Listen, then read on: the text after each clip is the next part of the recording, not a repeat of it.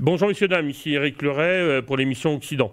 Alors je suis très content de vous retrouver parce que, bon, je vous ai déjà souhaité la bonne année pour 2024. Enfin, je réitère pour ceux qui n'étaient pas là ou qui ne m'ont pas vu pour la première émission. J'ai d'autres émissions qui s'en viennent, très intéressantes.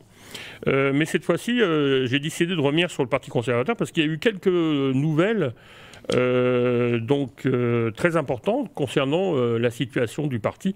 Alors vous vous rappelez qu'après le congrès, j'avais fait une émission spéciale avec André. Qu'André, dans cette émission, et puis ainsi que Ken, on en a parlé. Donc bon, je ne vais pas revenir sur tous ces détails, mais l'actualité, c'est quand même... bon, on a ici Philippe Méloni, président de la circonscription de Bertrand. Je précise qu'il était président, parce qu'il l'est plus. Alors il y a eu une sorte de démission un peu publique qui a fait un peu de bruit sur les médias sociaux, donc on va revenir là-dessus. Mais c'est surtout le PCQ qui me semble vivre une crise importante. Vous savez que j'ai participé à la création en 2012, alors je suis très sensible à l'avenir de ce parti. Voilà, je ne suis pas militant tel qu'on peut l'envisager, là, mais c'est surtout que je suis très attentif à son évolution, c'est tout.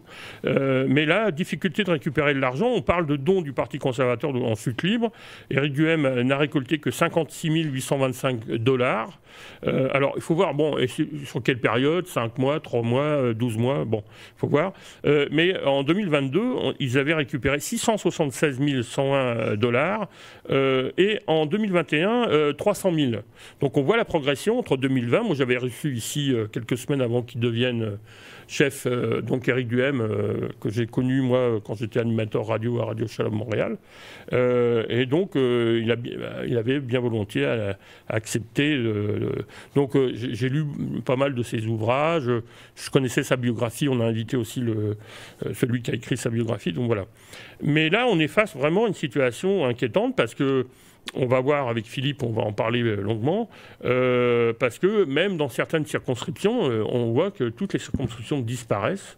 Et dans la démission, là, bon, il n'y a que 3 personnes, mais c'est quand même important. Il y a Marilène Belair, vice-président régional de la Montérégie et de l'Estrie, Bernard Massy, président de la circonscription de Richmond, et donc Philippe Méloni, président de la circonscription de Bertrand, à Bertrand, donc limite Laurentide et la Naudière, pour vous préciser. Alors...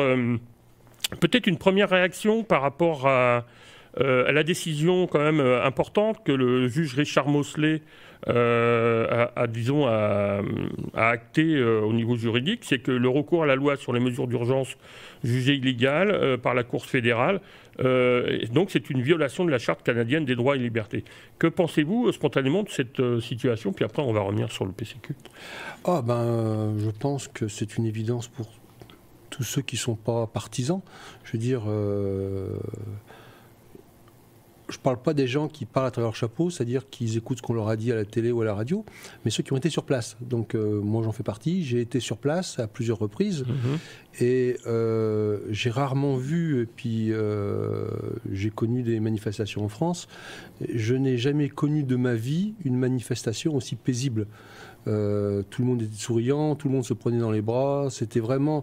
Bon enfant, quoi, bon enfant. Mais plus que bon enfant. Les gens balayaient la route pour qu'elle reste propre, malgré tout. Okay. Non, vraiment, c'était un endroit d'une... Alors oui, ça faisait du bruit, mais enfin, si maintenant, pour une manifestation, il faut qu'on soit en dehors de toute visibilité et qu'on fasse aucun bruit, ça ne sert à rien de faire une manifestation. Oui, c'est ça. Mais il n'y a eu absolument aucune violence en ma présence, et j'ai... Encore une fois, je ne suis pas né de l'avant-veille et j'en ai vu des manifestations dans ma vie. D'ailleurs, pour être honnête, toutes les manifestations qui ont eu lieu pendant la période de la pandémie ont toutes été des manifestations extrêmement paisible. Ouais, il n'y a eu aucune violence. Simplement, quand une équipe gagne au hockey, il y a beaucoup plus de violence que ça. Quand il y a toutes les autres formes de manifestation ont toutes à 100% été plus violentes que ça. Alors c'est important la pandémie parce que c'est un des éléments de votre investissement en politique. On va revenir là-dessus. Mais on va venir rapidement parce que peut-être que les gens ne vous connaissent pas. Donc vous venez de France, hein, c'est ça? Vous êtes né à Lyon, une famille, enfin c'est une région très industrielle. industriel, hein, c'est là que Jacquard a été inventé, le textile beaucoup. Oui, en réalité, Lyon, c'est la ville des soyeux. Et puis aussi l'imprimerie. Moi, je connais bien le musée de l'imprimerie aussi. Alors, vous êtes né à Lyon d'une famille du Nord, mais vous avez vécu à Marseille, dans le sud de la France, et vous êtes issu d'un père éducateur spécialisé et du mère infirmière. Donc, j'ai l'impression que vous êtes issu d'une famille où on faisait attention à l'autre. Et puis vous prenez soin des autres, parce qu'éducateur et infirmière. Oui, j'imagine que oui. Est-ce que ça vous a influencé? Alors déjà pas Marseille, mais le Var, même si c'est pas très loin, j'étais dans le Var, j'étais à Salerne, c'est là que j'ai été élevé, enfin du moins les premières années de ma vie. Mais effectivement, oui, je pense que j'ai toujours été dans une famille où on prend soin de l'autre et où c'est important d'être dans ceux qui aident. Alors, vous êtes quelqu'un aussi très ouvert au voyage et puis à la nature, puisque vous avez commencé par être guide de montagne, dans l'agriculture, enfin vous étiez très proche de la montagne, quoi, en fait. Ça tient peut-être à l'environnement de Lyon. C'est ça, en réalité, j'ai commencé par... mon premier objectif était de devenir guide de montagne, ce que je ne suis pas.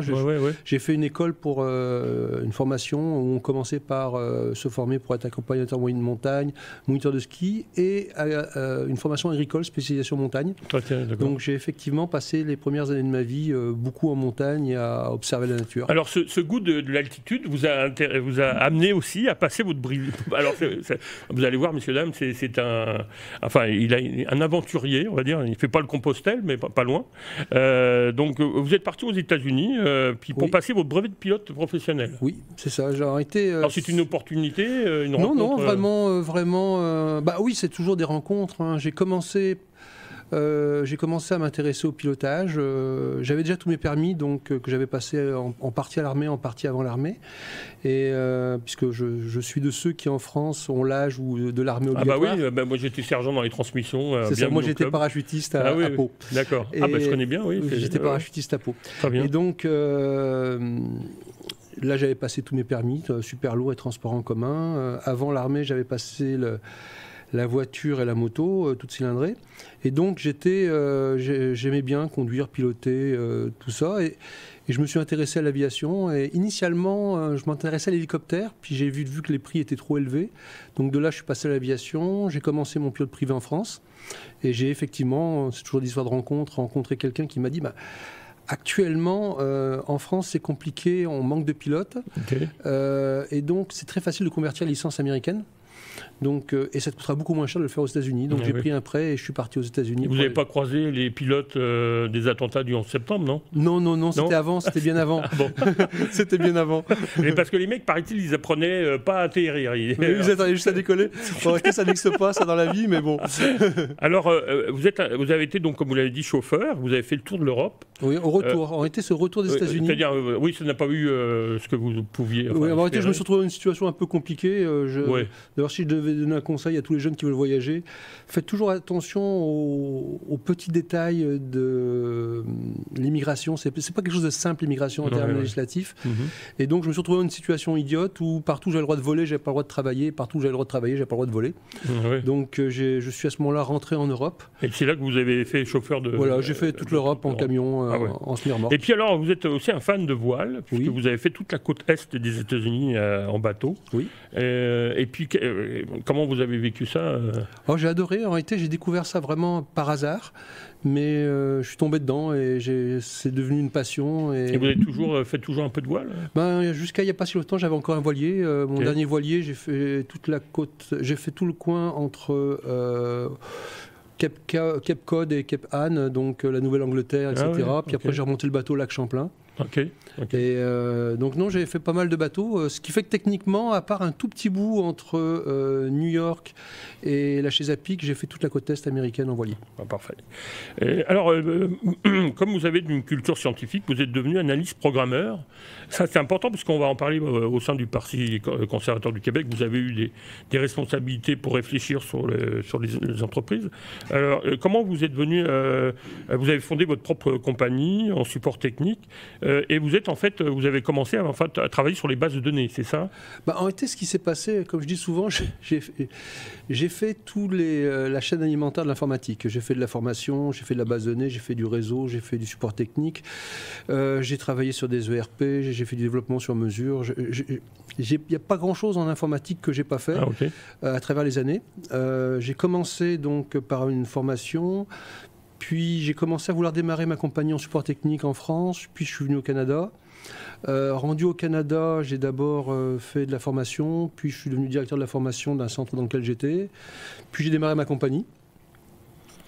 Et depuis ce temps, ça fait plus de 30 ans, j'ai toujours été entrepreneur et j'ai toujours eu mes propres compagnies. Alors, vous avez une société intéressante, puisqu'on parle de la société Philippe Méloni, mais avant de parler de vos convictions politiques, c'est la société InnoDirect, oui. Avec 3 règles. Alors, rappelez-nous les règles, parce que c'est une sorte de plateforme web où vous faites parler les employés silencieux. Je fais parler dans une organisation, je fais parler tous ceux qui ne parlent pas. Voilà, c'est ça. C'est-à-dire qu'il semble que vous ayez identifié, un calcul, vous identifiez par rapport à un certain nombre de personnes, il y a toujours au moins 20 personnes qui parlent, mais 80% qui c'est ça, il y a 20% des gens qui s'expriment dans toute organisation. C'est une règle du pouce, mais qui marche assez bien.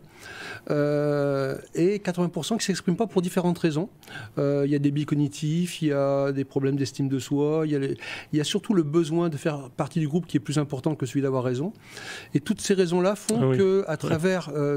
c'est 15 ans de travail, hein, c'est pas quelque chose qui s'est fait du jour au lendemain. C'est quelque chose qui fait que...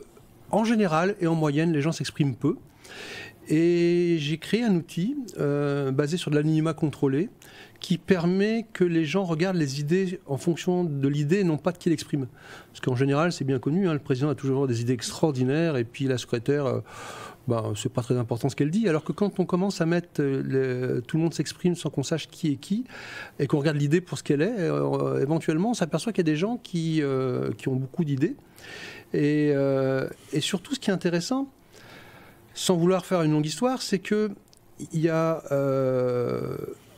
la plupart des gens, par leur expérience, savent ou croient savoir que cette idée ne va pas fonctionner. Et ça devient souvent une prévision autoréalisatrice, une prophétie. Et c'est souvent consciemment ou inconsciemment, les gens deviennent un grain de sable et quelque part veulent avoir raison, même si ce n'est pas toujours conscient. Alors qu'inversement, quand on amène aux gens d'amener un petit bout de leur idée, et je parle des 80%, pas des 20% qui, ont besoin de savoir que l'idée vient d'eux. Les 80%, ils veulent surtout pas parce qu'ils veulent pas le trouble qui vient avec. C'est pour ça que les boîtes à idées fonctionnaient, parce que c'était un peu anonyme. Oui, mais voilà, c'est ça. C'était anonyme, mais c'était limité. C'est-à-dire qu'on lisait la phrase, on n'avait pas compris, ça s'arrêtait là. Parce que Ford ou Renault, enfin les grandes structures, ont développé cet aspect-là pour personnaliser et responsabiliser l'ouvrier, pour pas le rendre, disons... C'est ça, mais c'était relativement limité, alors que là, ce que je fais, c'est carrément une discussion entre personnes, basée sur Est-ce qu'il y a des réunions entre ouvriers ou Non. Chacun sur son téléphone, sur son ordinateur, va aller dans un chat, dans le fond, ni plus ni moins qu'un chat. Et la question qui va se poser, c'est on a un sujet de conversation, on a un animateur qui fait, parce que c'est jamais moi qui m'en occupe, c'est toujours l'organisation, ou un consultant externe de l'organisation qui s'en charge. Et tous les messages qui vont être écrits sont validés avant d'être affichés sur les 3 règles dont je parlais. Il faut que ce soit anonyme, directement ou indirectement. Parlez-nous de ces 3 règles rapidement. Il faut juste que ça soit anonyme, directement ou indirectement, première règle. Il faut exprimer une idée. On ne peut pas dire non, on ne peut pas dire qu'on n'est pas d'accord, il faut dire pourquoi on ne l'est pas. Et la 3e, il faut être courtois. Donc on a une zone dans laquelle tout le monde est confortable et où chacun fait du pouce sur l'idée de l'autre. Et ce qui permet de convertir nos grains de sable dont on parlait tout à l'heure en gouttes d'huile. Parce que pour une fois, les gens ont été écoutés, on a intégré leur point de vue. Et puis dans le grand projet, ils voient que la petite pierre, c'est eux. Et donc ils veulent que ça réussisse. Donc vous avez une double compétence, en fait, plutôt ressources humaines, gestionnaire et en même temps informatique. Donc là, vous associez les deux. Et puis, mais alors la politique, là-dedans, on voit bien que vous avez une expérience humaine, d'analyse dans le monde de l'entreprise. Donc c'est important. Mais qu'est-ce qui vous a amené disons, à la politique? Est-ce que c'était un aboutissement logique, normal? Non, il y a absolument pas. Parce que pour vous, la politique, d'après ce que vous m'avez dit, pour moi, c'était pas sérieux. C'était pas pour moi, quoi. C'était pas pour moi, et puis j'avais le sentiment que tout était déjà organisé. D'ailleurs, j'avais pas forcément complètement tort, mais toujours est-il que j'avais le sentiment que c'était pas pour moi, et la plupart de mes amis proches ont été très surpris de me voir en politique. 100% m'ont dit « Pardon ?» Toi, en politique... Alors, qu'est-ce qui a fait le déclencheur? Vous m'avez dit que la pandémie, ça a été important. En réalité, dans les choses qui sont vraiment importantes pour moi, c'est la liberté de me déplacer. En réalité, j'avais même pas conscience à l'époque que c'était ça qui était tellement important, dans la mesure où pour moi, c'était un acquis qui était... on n'a plus à revenir là-dessus, c'était clair. Pour tout le monde, ça a été surprenant. La liberté de se déplacer, puis je suis pas toujours d'accord avec tout le monde, et mais d'un autre côté, je donne à tout le monde autant je veux ma liberté et je l'exige, autant je donne la liberté aux autres. C'est-à-dire que moi, si quelque part je suis pas bien, je m'en vais. Alors, je vais compléter ma question. Pourquoi le PCQ? Pourquoi pas l'ADQ? Ou pourquoi pas d'autres partis au Québec? Eh bien, simplement parce que le jour où je me suis retrouvé enfermé chez moi, comme tout le monde, et que donc j'ai perdu quelque chose qui m'était extrêmement précieux, qui était le choix de me déplacer. En réalité, j'ai eu le sentiment qu'il y avait plus qu'un seul parti à l'Assemblée. Tout le monde votait dans le même sens à 100%. Ah oui, donc, comme s'il n'y avait plus d'opposition. Il n'y avait plus d'opposition. Dès le départ, j'ai eu le sentiment que... puis alors ça, vraiment, c'était dès le départ que le projet ne fonctionnait pas. Il y avait plein de choses qui bloquaient, des choses que j'avais appris de mon côté. Quand j'entendais... J'ai fait à un moment donné, j'ai fait un bout de bac en bio pour le fun, parce que ça m'intéressait. Et dans mon cours de microbiologie, quand j'ai entendu des professeurs de médecine dire des choses que j'aurais dit à mon premier cours, à mon premier examen, j'aurais pris un 0 pointé, j'ai dit ça marche pas. Et j'ai tout de suite commencé à regarder les choses avec un œil critique.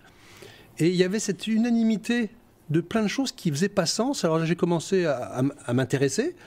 Et puis là, j'ai vu que ça marchait pas. Et donc là, j'ai commencé à m'inquiéter. Et la seule personne à l'époque qui avait un discours différent... On parle de quoi, 2020, 2019 peut-être? Oui, c'est ça, début de la pandémie. Donc moi, je ne suis pas bon que les dates, mais oui, 2019, 2020. Ouais. 2020. Et le seul qui avait un discours qui était pas très extrémiste, on s'entend, mais différent, c'était Éric Duhem. Donc, oui, à l'époque, il était encore chroniqueur, il a démissionné. Non, moi j'ai commencé à vraiment l'écouter. Je l'écoutais de temps en temps comme chroniqueur, mais pas souvent. Mais, à l'époque, j'appréciais de l'écouter d'ailleurs. Mais vraiment, là, quand j'ai commencé à voir, c'est dans ses lives, etc., j'ai commencé à avoir un discours où on ouvrait la porte à autre chose que le discours entendu, politiquement correct, qu'on avait partout sur tous les médias, sur 100% des médias disaient la même chose, 100% des politiques disaient la même chose. Il y avait quelqu'un qui disait quelque chose de différent. En même temps, c'est intéressant, je rebondis sur ce que vous me dites, parce qu'on sent que vous avez une culture politique naturelle, on va dire, mais qui est basée sur votre expérience de vie, et non pas, comme vous disiez, sur une culture universitaire. Non, c'est ça. J'ai toujours été intéressé par le politique, enfin. Oui. En réalité, j'ai toujours été intéressé par l'information. Parce que vous êtes quelqu'un plutôt d'indépendant, je suis très indépendant. Pour la liberté. Enfin. Je suis très indépendant. Et d'ailleurs, de manière un peu enfantine, initialement, je me disais, je peux pas aller dans un parti politique où je suis pas d'accord avec tout. Ce qui fait que, mais je suis même pas toujours d'accord avec moi-même. Donc, forcément, à un moment donné, c'est bien de le reconnaître. Hein, c'est bien. Non, mais donc à un moment donné, il faut être réaliste. Quand on veut changer les choses, ça prend un parti politique pour le faire. Alors, et on n'est pas forcément d'accord avec tout le monde. Alors, donc, vous avez pris votre carte du PCQ, au moment où Éric Duhem devient chef. Et là, vous rencontrez Marc Rondeau, qui à l'époque s'occupe de l'organisation des régions. Exactement. Ça. Et puis, en réalité, j'ai d'abord reçu un courriel où on me disait, dans votre circonscription, il n'y a pas encore d'association de circonscription. Voulez-vous faire partie de tel Zoom, puisqu'on était en pleine période enfermée, donc c'était par Zoom. Donc je viens sur le Zoom, et puis j'ai dit que moi je voulais bien être président, mais comme j'étais seul, on a reporté ça d'une autre réunion. Pour essayer d'avoir plus de monde. Et pour finir, j'ai reproposé ma présidence. Mais ce qui est intéressant, c'est qu'en fait la plupart des militants, des nouveaux militants du PCQ n'avaient pratiquement jamais fait de politique non plus. Beaucoup. Vous êtes retrouvés en fait avec des gens qui n'avaient aucune culture politique. Ça dépend. Moi, dans mon association, j'avais quand même 2-3 personnes qui avaient fait beaucoup de politique dans leur carrière. D'accord. Donc non, il y en a plusieurs. Quelques-uns quand même. Ouais. Qui avaient une vraie grosse expérience en politique. Certains dans des partis, même pour un qui avait une grosse expérience dans la CAQ. Donc j'avais dans mon trésorier avait été le chauffeur dans l'élection précédente de la candidate de la CAQ. Donc, ah oui, c'est parfait ça. Ça donne des cues. Alors donc en 2021, vous devenez président de la circonscription de Bertrand, et en septembre 2022, donc, vous devenez candidat pour les élections. Donc c'est là que vous commencez à avoir quand même quelques résistances, parce que vous obtenez des réponses à vos candidatures très tardivement. On était à partir du mois de mars. Sans rentrer dans tout le processus interne là, qui serait trop long, j'étais, du point de vue de l'association, le candidat que voulait l'association et de Bertrand, et j'avais envoyé tous les documents nécessaires au parti. Et à partir du mois de mars, silence.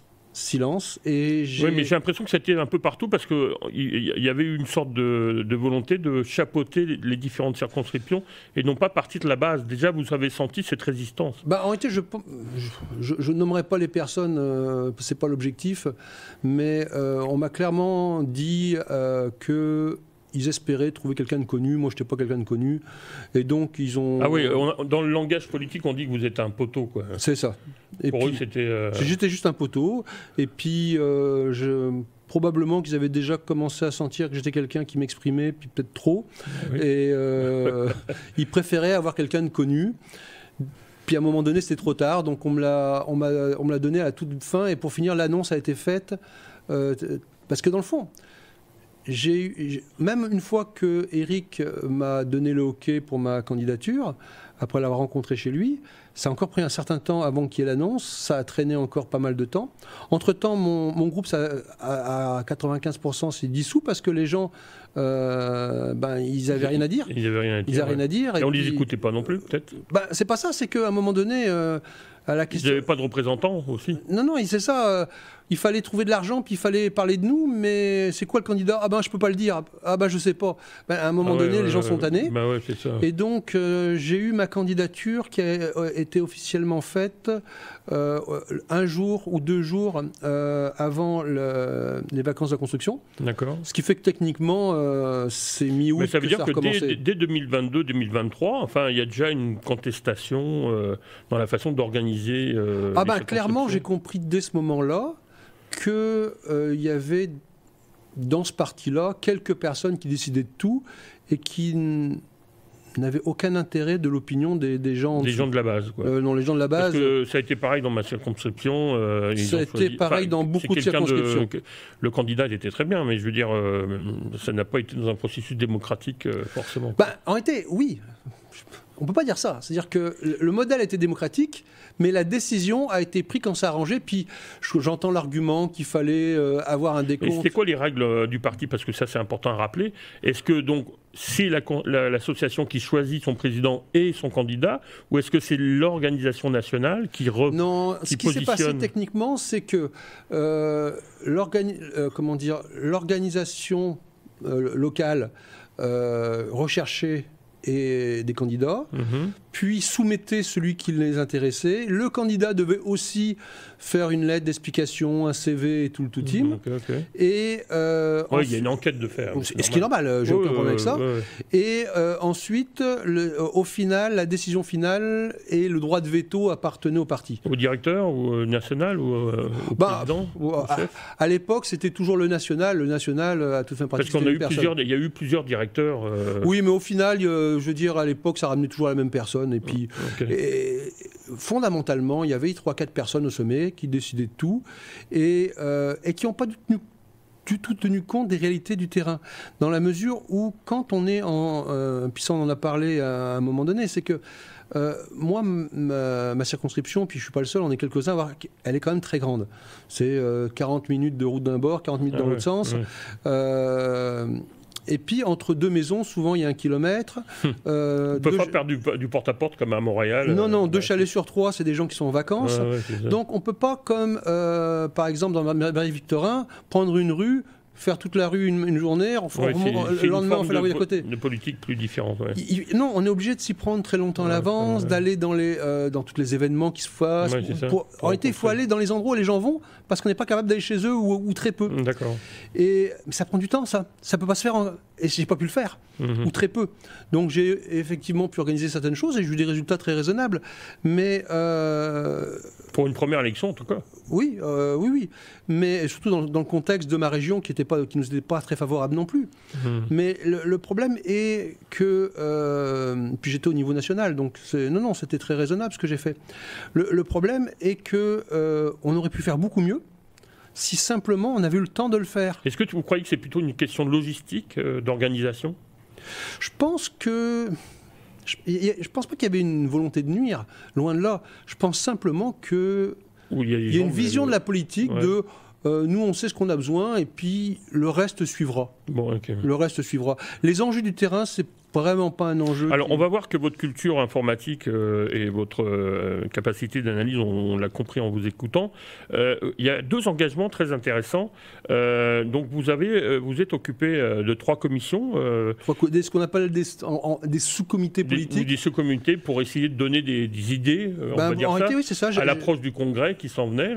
Avant, c'était même... même avant, je crois. Même avant, oui. Je me suis pas mal débattu pour ça, et j'avais créé un premier sous-comité sur les PME et les startups. Les petites et moyennes entreprises. Petites et moyennes entreprises, oui. Et les entreprises en démarrage. Et l'identification numérique. Ça, c'était après. Sur lequel on va revenir. Alors, en réalité, j'en ai parlé tout de suite. Dès que j'ai rencontré Eric, je lui ai parlé de l'identification numérique. Et à l'époque, il m'avait dit, oh, c'est trop compliqué, les gens ne s'intéressent pas à ça. Il s'est trouvé que moi, dans ma circonscription, j'en ai parlé et les gens étaient très intéressés d'en entendre parler. Mais c'était même vital, enfin... en tout cas, on va revenir là-dessus. C'est un point de vue. Mais du point de vue d'Eric, c'était à cette époque-là, il disait que c'était pas très intéressant et trop compliqué. Bon, parce que l'actualité, on va voir. Et ville et région. Ok, on va revenir sur les 3 thèmes. Là, ce qui m'intéresse, c'est que... et ça, je trouve quand même incroyable qu'on n'ait pas profité de votre présence, c'est la National Citizen Inquiry. Racontez-nous votre expérience, parce que vous avez été président pour le Québec de cette commission. En réalité, ce qui s'est passé, c'est que Bernard Massy, qui était un des commissaires de la commission d'enquête citoyenne, dont l'objectif, donc ça a été démarré, il y a Preston Manning au départ qui était là-dedans, et puis qu'il est toujours aujourd'hui directement... C'était créé quand cet organisme ? Alors moi, je suis arrivé en cours de route, donc je ne voudrais pas dire des bêtises à quel moment ça a été fait. Quelques années, enfin. En réalité, ou récemment. Ça a commencé avec la pandémie, où il y avait le sentiment qu'il y avait des questions qui se posaient. On voulait entendre des gens, différentes opinions, puis il y avait une opinion unique. Et les gens sentaient bien que cette opinion unique ne faisait pas sens. Et donc, il y a des citoyens qui sont organisés pour faire une commission... au même titre que la commission Charbonneau, etc., avec le même sérieux d'ailleurs. Donc on a eu un paquet de témoins qui sont venus devant 4 commissaires, dont Bernard Massy, avec des avocats. Ils ont témoigné sous serment. Et la seule différence avec une commission comme la commission Charbonneau, c'est qu'on n'avait pas le pouvoir subpoena. Parce que ce n'était pas quelque chose du gouvernement, mais ça a été fait exactement avec le même sérieux. Avec le même sérieux, d'accord. Et donc... Mais ça ne portait que sur la santé ou aussi sur les enjeux d'identité numérique Alors non, c'était vraiment sur la gestion de la pandémie. La gestion de la pandémie. La gestion de la pandémie, maintenant, ça n'a pas été que l'aspect médical, c'était aussi l'aspect social, c'était aussi l'aspect légal, c'est tous les aspects de la gestion de la pandémie qui ont été discutés. Il y a eu au-delà de 90 experts internationaux. À Québec, ça a été près de la moitié qui étaient des experts internationaux de haut vol qui sont venus témoigner, plus des gens qui ont eu des effets secondaires, des gens qui ont perdu leur emploi, des gens qui ont eu différents enjeux. Et tout le monde a témoigné. Et de ça, ils ont sorti un rapport. Ah, il y a un rapport, oui. Il y a un rapport qui est sorti, qu'on est en train de traduire encore actuellement. On n'a pas fini de le traduire. Et il est sorti quand ? Il est sorti au mois de... en 2023 En novembre 2023. Donc là, on pourrait éventuellement revenir. Vous pouvez aller sur le site de National Citizen Inquiry. Non, mais il y a un rapporteur, il y a quelqu'un qui a... Oui, absolument. Il y a 650 pages. Le rapport principal fait 650 pages. Les transcripts de tous les gens qui ont témoigné, plus de 300 témoignages, représentent plus de 4000 pages. Et on va revenir là-dessus, c'est sûr. Hein. Je vais rencontrer la personne, là, puis on va... Donc on avait... et donc à l'époque, Bernard m'appelle et me dit, parce qu'on s'était connus à travers la politique, il me dit... Bernard Massy, dont on va reparler tout à l'heure, me dit, écoute, on a un président, on est à 15 jours de l'événement, puis il n'y a rien qui est fait, et puis il a abandonné. Est-ce que tu veux prendre le relais ? Donc je dis, j'ai pas le temps, donc oui. Et donc je me suis mis là-dessus. D'accord. Et donc là, d'abord, j'ai demandé un report. Normalement, on aurait dû faire ça au mois de mars, et au final, on l'a fait au mois de mai. Au mois de mai, l'audition de Québec. Et donc, on a été chercher, on a trouvé une salle, on a été chercher les commissaires, on a été chercher... pas les commissaires, on les avait déjà, mais on a été chercher tous les témoins. On a eu des gens comme le professeur Raoult, on a eu des gens comme... on a eu Hélène Banoun... Patrick Provost. Patrick Provost, évidemment. Oui. On a eu, en réalité, honnêtement, dans le monde de la francophonie, il n'y a que 2 personnes que je n'ai pas réussi à avoir sur tous les gens essentiels pour parler de ça. On a invité de manière officielle tous les représentants publics à venir, tous les médias à venir, avec des accusés-réceptions, etc.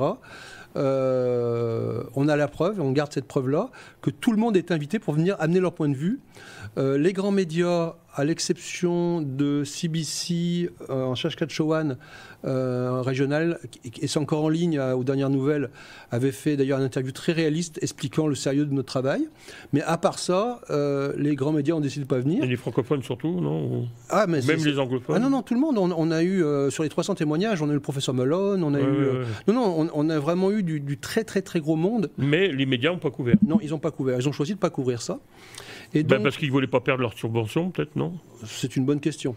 Toujours est-il qu'on a eu un rapport qui a été développé, et là, on est dans le travail de le traduire. Très bien. Donc, on a déjà le résumé qui a été traduit en français, et dans une semaine à 2 semaines, j'espère, on va avoir toutes les recommandations. Il y a quand même 70 pages de recommandations. Ah ben écoutez, non mais est-ce que il y a un rapporteur? Est-ce que c'est toi le rapporteur? Non, toi tu es le président, mais est-ce que quelqu'un pourrait venir témoigner? Absolument, ça peut être Bernard Massy, peut tout à fait venir. Voilà, on en reparle. Alors on va suivre, on revient en commission, c'est important. Donc là, on sent quand même que tu t'investis en politique et que tu es une force de proposition. Donc les PME, l'identification numérique, villes et régions, qu'est-ce qui se passe à ce moment-là? En été, donc, suite à l'élection, j'ai continué à brasser la cage pour reprendre mon comité sur les PME.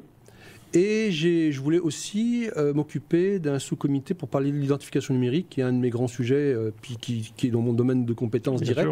Les PME aussi, parce que je travaille essentiellement, parce que ma première partie de travail, c'est le conseil stratégique à des patrons d'entreprise à qui j'explique comment les technologies peuvent les aider dans leurs affaires. Oui, tout à fait. Donc, je veux dire, les gens avec qui je parle sur une base journalière, ce sont que des chefs d'entreprise.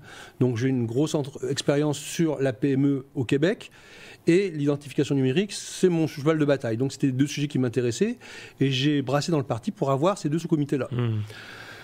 Pour finir, je parle avec Karim, qui me donne donc l'autorisation d'avoir ces 2 sous-comités-là. Alors Karim, il faut rappeler que c'est Karim El Ayoubi, qui était le président. Qui est le président de la commission politique. Exactement. Parce qui a remplacé André Valiquette, qui est venu ici, on l'a interviewé quand il est venu présenter ou présenter le programme du Parti conservateur. C'est ça. Et donc, rien n'avait été utilisé pendant l'élection de tout ce qu'on avait fait au niveau des PME, alors qu'il y avait plein de choses intéressantes. Et donc, à l'époque, André Valiquette avait eu comme raison qu'il n'avait reçu aucun de mes courriers. C'était un problème technologique, il n'avait reçu aucun de mes courriers. Il y en a eu des dizaines et des dizaines envoyés, mais il n'avait reçu aucun. Toujours est-il que là, Eric me renvoie vers Karim, et Karim me dit OK. Mais il me dit, moi, d'un point de vue politique, PME et municipalité, c'est la même chose. C'est la même chose. Je dis, non, je ne peux pas traiter ces 2... Oui, il y a des liens, mais je ne peux pas traiter. Donc... Mais si tu veux, je m'en occupe, c'est pas de problème. Donc j'ai pris le 3e qui était municipalité et région. Donc j'ai été le leader de 3 sous-comités politiques pendant plusieurs mois. Alors, autre chose, alors là on parle de 10 à 15 personnes dans chaque comité, donc vous commencez à travailler, donc il y en a dans la PME, l'identification numérique, enfin j'ai vu qu'il y avait quand même pas mal de monde au départ, et puis pour l'annonce du congrès, tu poses ta candidature pour être vice-président régional. C'est exact. Alors qu'est-ce qui s'est passé? On a l'impression qu'ils ont, disons, vu effectivement l'envergure que tu as, ils ont proposé un autre candidat, on va dire. Oui, en dernière minute, il y a eu un candidat. J'ai commencé à voir à quelques heures de la fin où il fallait déposer les choses. Je recevais des courriels de tout le monde disant « Voulez-vous signer? Voulez-vous signer? Voulez-vous signer ?» Et les derniers courriels que j'ai reçus, on parle de signatures parce que c'était tout des copies, des réponses à tous, et j'étais dedans. Donc j'ai vu tout ce qui s'est passé. Et moi, le parti, je suis à peu près convaincu qu'il n'aurait pas fait ça. Je crois que c'est à minuit moins quart que les dernières signatures ont été obtenues, avec plein de gens qui s'occupaient de lui trouver des signatures parce qu'ils s'en étaient pas occupés. Et puis donc j'ai effectivement eu le sentiment qu'on me mettait quelqu'un dans les pattes. À tort ou à raison. Oui, à tort ou à raison. C'est un ressenti, en tout cas. Oui, parce que généralement, depuis le travail de ces 2 ans que tu militais, que vous aviez géré ces commissions, vous étiez en plus président donc, de la National Citizen Inquiry. Et puis, j'avais eu des mots avec Eric concernant sa course à la comment dire, pas sa course à la chefferie, mais à, comment ça s'appelle, à son vote de confiance. Le vote de confiance, oui. Alors là, vous lui avez dit ouvertement, c'est comme une sorte de rupture. Vous l'avez dit, vous avez préféré de ne pas voter pour lui pour la confiance. Moi, je lui ai dit en toute franchise que j'avais plein de questions auxquelles je n'avais pas de réponse. Et je lui ai dit, moi j'attends des réponses sur ces points-là. Et la réponse a été essentiellement de dire, non mais il faut qu'on ait l'air unis. Ben, je dis, moi, qu'on ait l'air unis, je m'en fous. Je veux savoir qu'on soit unis sur des idées. Pourquoi faire? C'est ça. Exactement. Et il m'a dit qu'il était très déçu de mon attitude. Et c'est juste après que j'ai vu l'apparence d'un nouveau candidat qui a commencé à débarquer. Je comprends. Ah, mais qu'est-ce qui se passe pour aller jusqu'à la démission, par contre? Alors, qu'est-ce qui s'est passé? Parce qu'il y a le congrès où vous êtes candidat.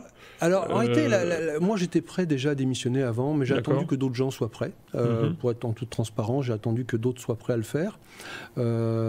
Et surtout... Parce qu'il y a une vraie crise, parce qu'il y a beaucoup de circonscriptions qui ont disparu. Là. Ah oui, mais ma circonscription, à ma connaissance, a disparu. Je ne me rappelle plus le nom. Enfin bref, il y en a plusieurs. Oui. Ah, il y en a plusieurs, oui. Il y en a plusieurs qui ont disparu. Et beaucoup de gens ont continué à me parler. Et il y en a encore un certain nombre que je sais qui vont disparaître sous peu. Alors, quelles sont les raisons qu'invoquaient les gens pour justifier alors, moi, je vais pas parler... le fait qu'ils ne voulaient plus...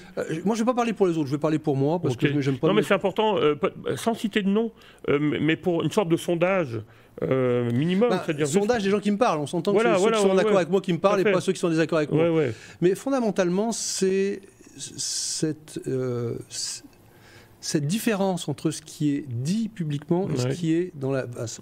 On parle de démocratie. Comme par exemple, tu étais toi-même au Congrès. Dans les mots qu'on a mis au Congrès, on a mis la subsidiarité. C'est passé tout court, ok, il y a la subsidiarité qui est une chose. Déjà, la plupart des gens ne savent pas ce que c'est que la subsidiarité. Je vais l'expliquer en quelques mots parce que les gens n'ont pas conscience de ce que c'est. La subsidiarité, c'est quelque chose qui a été commencé par les catholiques en Europe et qui a été mis très fortement en Suisse. Mais à la base, la subsidiarité, c'est la décision est prise au plus petit niveau possible. Et quand c'est pas possible de la prendre au plus petit niveau possible, on la prend juste au niveau au-dessus. Donc, si vous avez une décision à prendre qui concerne que vous et qui n'affecte personne d'autre que vous, vous la prenez. Voilà. C'est pas la ville qui va décider à votre place ce que vous allez faire chez vous. Quand quelque chose concerne vous et votre voisin, vous décidez avec votre voisin. Puis si vous n'êtes pas capable avec votre voisin, c'est la ville qui va décider. Et si la ville peut prendre une décision, c'est pas le ministère, et ainsi de suite. Donc c'est les décisions prises au plus petit niveau. Donc parfait, on dit que la subsidiarité fait partie de nos valeurs, mais dans le parti, il n'y a aucune subsidiarité. On dit que on reproche à la CAQ le parti d'un seul homme. Donc c'est plutôt un système pyramidal en fait. Totalement pyramidal. Il y a 4 personnes qui décident de tout. Et moi, je l'ai vécu et je vais raconter quelque chose. Et encore une fois, je nomme jamais les gens, mais ils se nommeront s'ils décident de le faire. En plein congrès, quelqu'un qui avait travaillé avec moi, bon là dans ce domaine-là, c'était sur les villes, dit mais tous ces sujets-là, on en a parlé, on a trouvé les solutions, on avait vu les enjeux, on a trouvé les solutions, puis là tout le monde est en train de discuter le bout de gras pour savoir comment faire. Non seulement on l'a dit, mais on l'a écrit. Et puis vous l'avez donné le rapport. Et de toute façon, moi, toutes mes réunions, comment dire, le directeur exécutif, à l'époque c'était Louise Soucy, pendant que je faisais encore ça, était invité. Karim El Ayoubouya recevait toutes les invitations. Donc, il y avait toujours un compte et rendu, non, c'est mieux que ça. Je travaillais sur un document partagé et ils avaient accès au document partagé. Donc l'information, ils l'avaient. Et j'avais vu aussi dans le numérique aussi, il y avait aussi un travail. Ah oui, moi de toute façon, je travaille toujours de manière totalement transparente. J'ai pas suivi PME, région par contre. Mais en réalité, ville et région, c'est exactement le même modèle. Moi, j'ai développé une méthodologie et j'ai appliqué toujours la même méthodologie sur un document de travail partagé. Et là, simplement, j'ai dû dire à la personne, mais c'est simplement qu'ils n'ont pas lu ce qu'on a fait comme travail. Dans le fond, on m'a dit, ok, tu veux travailler, travaille. Puis, mais ils n'ont pas tenu compte du travail. Parce que toutes les autres commissions, il y en avait d'autres commissions. Je sais par la bande qu'il y a eu un gros travail qui a été fait en Estrie sur la santé. Il n'y a rien qui a été... Ça n'a pas été récupéré pour le Congrès ? Non. En réalité, le Congrès... Parce que j'ai vu Adrien Pouliot a beaucoup intervenu sur l'économie. La plupart des propositions venaient de lui. En réalité, ça venait quasiment exclusivement de lui, ou à quelque chose près, plus quelques trucs de Karim par rapport au... l'économie de la santé. Oui, mais dans le fond, l'essentiel de ce qu'il préconise dans l'économie de la santé, c'est des choses où, de mon point de vue, il est en conflit d'intérêt, parce que il est propriétaire d'une clinique et lui, il veut développer les cliniques privées. En politique, l'apparence de conflit d'intérêt est souvent aussi grave que le conflit d'intérêt lui-même. En tout cas, s'ils sont confrontés aux médias, ils vont y passer. Pour ceux qui font encore leur travail, donc, on va dire. Pour l'instant, on évite d'en parler, mais le jour où il y aura vraiment besoin, c'est sûr que ça va être utilisé. Donc, de toute façon, il y a 2 personnes. on n'a pas pu avoir d'aucune manière, et puis j'ai vu quelques échanges de courriers passer à différentes reprises, d'aucune manière il y a eu un processus clair sur le travail qui était fait, comment c'était choisi, par qui c'était choisi. Dans le fond, toutes les décisions ont été prises par toujours les 3-4 mêmes personnes. Mais en tout cas, ce que vous révélez d'une façon publique, parce que vous avez envoyé j'ai fait une lettre. Démission. Ouais. On a écrit une lettre à 3, on a pris le temps de l'écrire à 3. Oui, je rappelle, ça a été souligné dans la presse traditionnelle, mais il y a Marie-Hélène Belair qui était vice-présidente régionale de la Montérégie de l'Estrie, mais elle n'avait pas été élue au moment du congrès. Oui. Donc elle a démissionné après avoir été élue. Oui, parce qu'elle a vu que... En réalité, on avait beaucoup d'espoir de l'élection de Chantal comme présidente, parce qu'elle avait vraiment été élue par les membres. Puis elle disait les choses franchement. Et elle disait les choses. Elle est très franche du collier. Elle avait parlé de la perte des membres 20 ou 30 000. De toute façon, aux dernières nouvelles, d'ailleurs, je trouve Eric, il pousse un peu le bouchon là. À nous, on a encore 60 000 membres, parce qu'il considère les membres ceux qui sont dans un délai de grâce qui a une durée qui est non déterminée. Mais si on dit, à un moment donné, il faudrait tomber d'accord sur la définition. Pour moi, un membre, c'est quelqu'un qui a payé, qui est à jour sur son membership. Voilà. Et au dernier chiffre, on est à moins de 14 000. Moins de 14 000. Moins de 14 000. Alors parce que moi, j'ai appelé le représentant officiel, il m'a dit qu'on était autour de 20 à 25 000. Ouais, mais c'est marrant. Il disait que c'est pas officiel. Oui, c'est ça. Puis on tourne toujours les chiffres. Maintenant, je peux dire ce qui se passait dans... J'ai parlé avec beaucoup de gens qui ont accès aux données de leur circonscription. Et dans le fond, tout le monde est dans un délai de grâce. Et comme en tout cas, ça se révèle dans les dons. 56 825, on est revenu c'est marqué retour au niveau du financement populaire de 2020. Non, et donc il y a encore quelques jours, Eric parlait du nombre de membres. En réalité, selon sa définition, tu as été membre une fois, tu es membre à vie. Hein. Ouais. C'est un peu trop facile. Ouais, surtout que moi, je veux dire, on a eu une difficulté aussi d'avoir sa carte de membre. On est toujours, oui, mais ça c'est logistique. Ça, il y a eu problèmes. En réalité, il y a eu des problèmes de logistique, encore une fois, qui auraient été facilement réglables. Et ça, j'ai eu aussi des mots à ce niveau-là. On a beaucoup de gens très compétents dans ce parti. Vraiment, j'ai croisé des gens extraordinaires et je regrette absolument pas mon histoire au Parti conservateur. J'ai rencontré des gens qui sont devenus des amis pour la vie. J'ai vraiment rencontré des gens cultivés, des gens éduqués, des gens brillants. Pas un, plein. Oui, il y a quelques personnes qui le sont pas. Comme dans tous les partis. Comme la personne qui a agressé Adrien Poudelotte, qui est vraiment pas une lumière. Là. Mais on va pas revenir là-dessus. J'embarquerai pas sur le sujet. Mais fondamentalement, c'est rare, on va dire. Il y a très peu. Honnêtement, l'essentiel des gens sont des gens de grande valeur. Et on avait plein de gens dans le parti qui étaient dans le domaine de l'imprimerie qui auraient pu régler les dossiers. Et moi, à combien de reprises j'ai dit, mais arrêtez de vous occuper de ça. On a des gens dans le parti qui vont le faire de manière très efficace et puis avec beaucoup. Ils sont dans le parti, ils veulent que ça marche, donc ils vont tout faire pour que ça marche bien. Moi, comme éditeur, j'avais proposé mes services pour le compte rendu des commissions. Hein. Mais des propositions, moi j'ai proposé mon conseil stratégique pour les technologies de l'information. Des gens, on était. D'ailleurs, Louise avait commencé à regrouper des gens. Une dizaine de personnes pour faire un comité sur les technologies à l'intérieur du parti. On avait toutes les compétences à l'interne.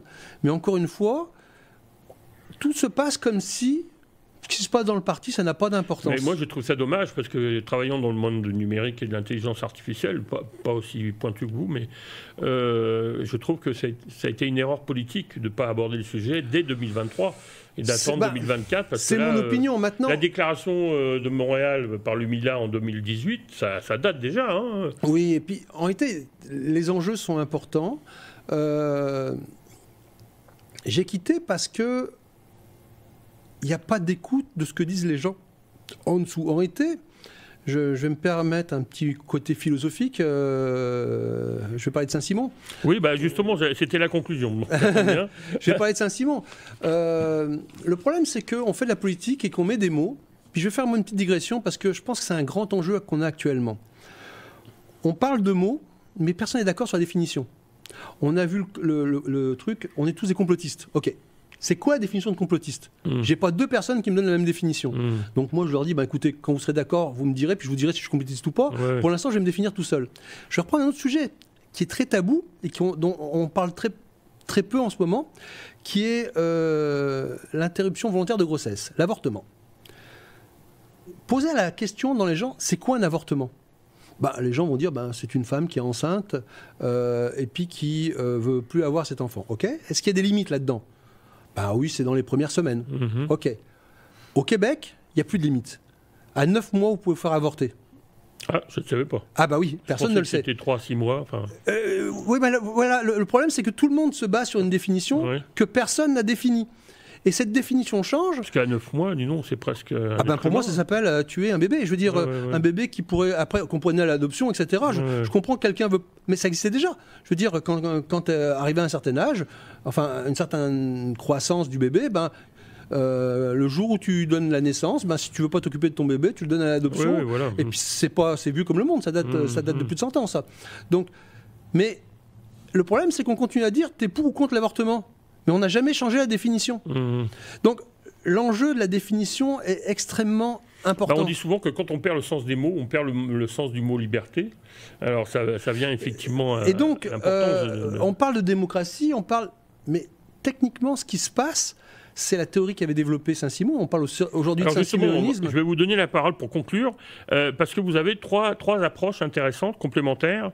Vous parlez du malthusianisme, du Saint-Simonisme et de Rousseau, qui est l'ancêtre du communisme, enfin avec Robespierre, bien sûr.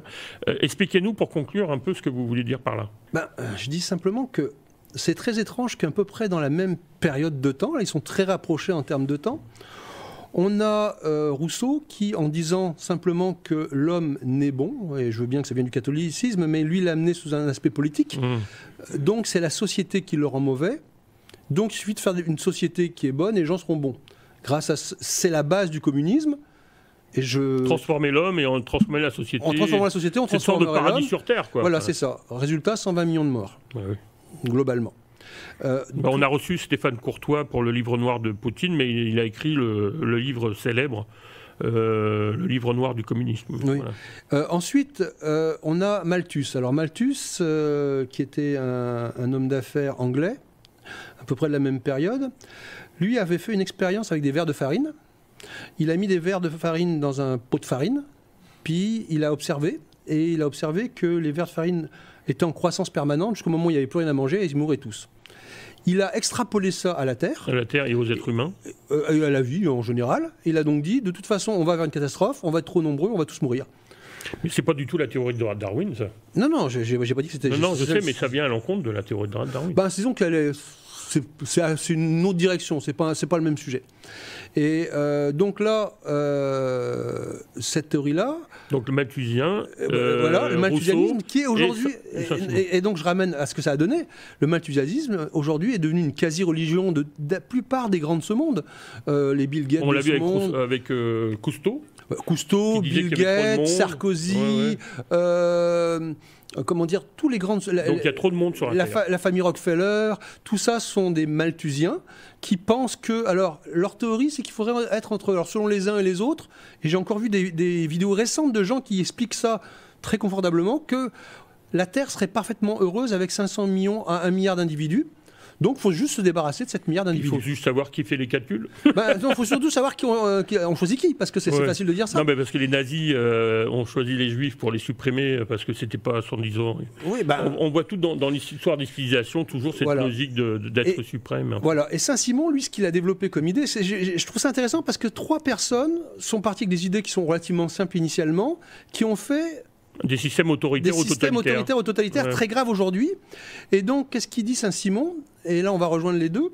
C'est que Saint-Simon dit... D'ailleurs, au même temps, je lisais ça à Aldous Huxley. C'est la même... Le meilleur des mondes. Le meilleur des mondes. Brave World, Brave New World en anglais. C'est à la même époque. C'est marrant à quel point toutes ces idées sont sorties au même moment. Et donc, qu'est-ce qu'ils ont décidé ? Ce que disait Saint-Simon, c'est les gens ne sont pas assez intelligents pour gérer la société, ça prend une grande forme d'intelligence pour le faire. Donc la société doit être gérée par l'élite étant définie par les savants, donc ceux qui ont démontré qu'ils savaient, par les entrepreneurs qui ont réussi, et par les banquiers. Et les propriétaires, à l'époque, le suffrage universel est venu beaucoup plus tard. C'est ça. Et donc, en gros, on est à l'époque... c'est exactement ce que dit aujourd'hui le mondialisme. On veut, si on regarde le plan du Forum mondial économique, c'est de dire on doit... il faut une gestion supranationale par des grandes multinationales, par des chercheurs choisis par eux, par des organismes type OBNL, genre OMS, qui sont eux-mêmes financés par les premiers. Alors, est-ce que, Éric Duhem, vous trouvez qu'il y a une dérive au sein du parti, d'une façon idéologique, par un système pyramidal qu'on retrouve? Moi, je n'appelle pas ça une dérive. Je pense simplement qu'il fait de la politique comme on en a fait tout le temps. Et une politique... Ça fait longtemps qu'il fait de la politique, hein, depuis l'âge de 16 ans. Mais moi, on m'a expliqué à plein de reprises dans le parti, la politique, c'est ça. Donc la politique, c'est quoi? Puis là, je vais reprendre... Et puis pareil, je ne nommerai pas la personne qui me l'a dit, mais s'il veut venir argumenter avec moi qu'il ne l'a pas dit, je serais heureux de le faire. La politique, aujourd'hui, ça a toujours été la même chose. C'est pendant 3 ans, les gens, c'est un club social, les gens font de la politique dans leur cuisine, on n'en a rien à faire. La dernière année, on va essayer de trouver des gens connus. Si les gens ne sont pas connus, on va mettre des poteaux. Si on a des poteaux, plus thèse, mieux c'est. Ça nous fait de l'argent et puis ça fait du monde pour les poser les affiches et on recommence pour 4 ans. Puis il y a un lien très intéressant que vous soulevez, peut-être qu'on va conclure là-dessus, sur les liens entre journalisme, enfin médias on va dire, et politique. C'est parce que c'est une caricature, il a vraiment toujours associé les deux. Alors individuellement, j'ai toujours eu le sentiment que, et puis je m'excuse d'avance pour les vrais psychologues de faire de la psychologie de comptoir, mais que les pères d'Éric, c'est avant tout les médias et c'est pas les membres du Parti conservateur.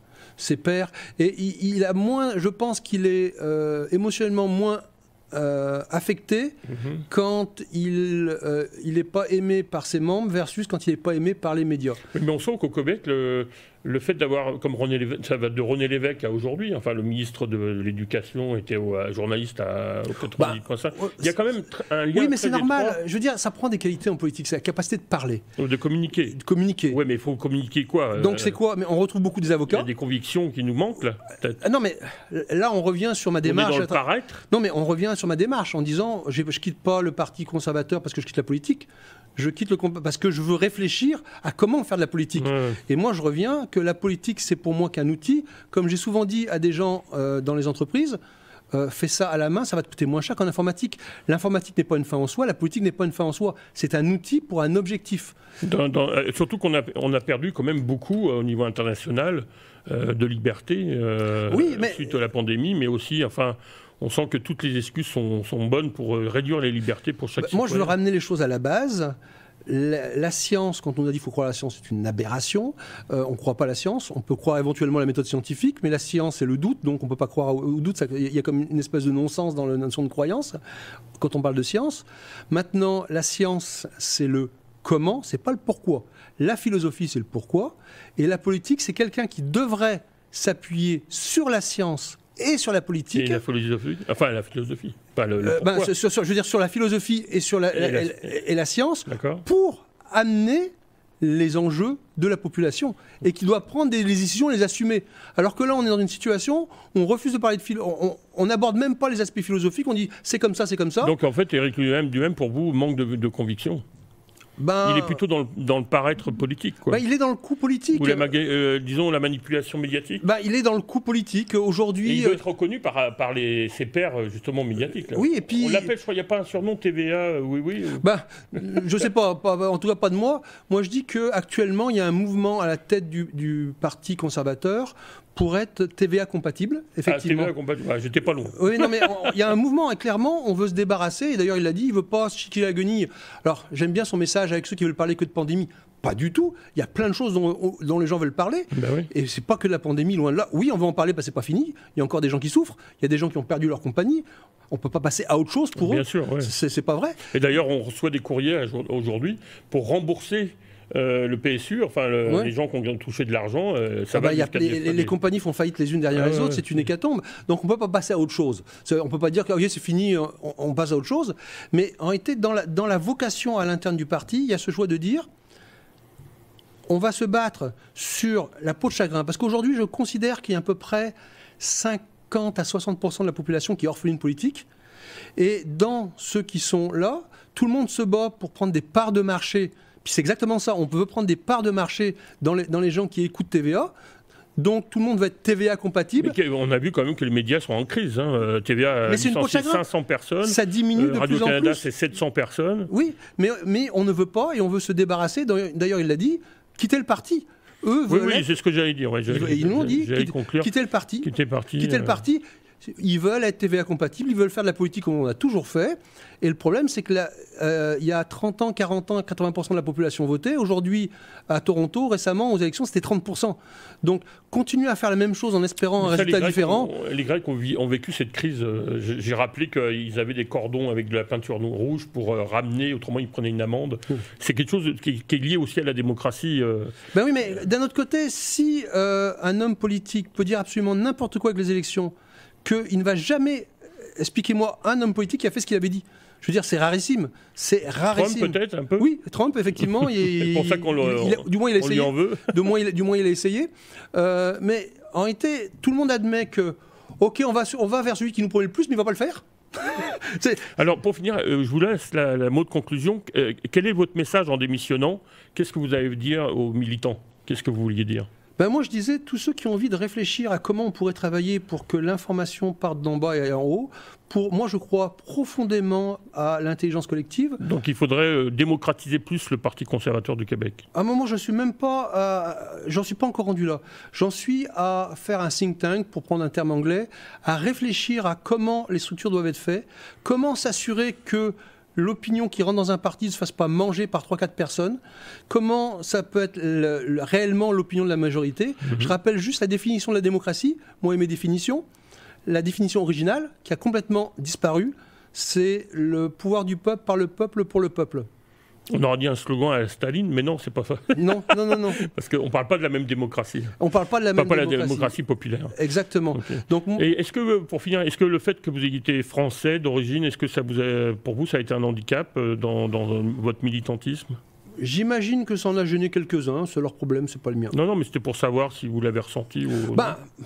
On m'a fait quelques remarques. J'ai passé plus de la moitié de ma vie au Québec, mais j'aurai toujours mon accent. Et même si à la fin de ma vie, j'ai passé 80% de ma vie au Québec, je serai toujours le français. Bon. C'est correct, je l'assume très bien. Bon, écoutez, merci Philippe Mélonite. Je rappelle qu'on était avec Philippe Mélonite, donc, qui avec plusieurs autres ont démissionné, mais qui révèle en fait une crise au sein du Parti conservateur, qui a été soulignée par différents articles cette semaine. C'était ma façon à moi de participer à la réflexion pour éventuellement voir qu'est-ce qui se passe dans ce parti où les circonscriptions disparaissent au fur et à mesure des semaines. Voilà. Merci beaucoup, Monsieur Méloni, et puis merci, messieurs, dames, pour votre attention et à une prochaine émission.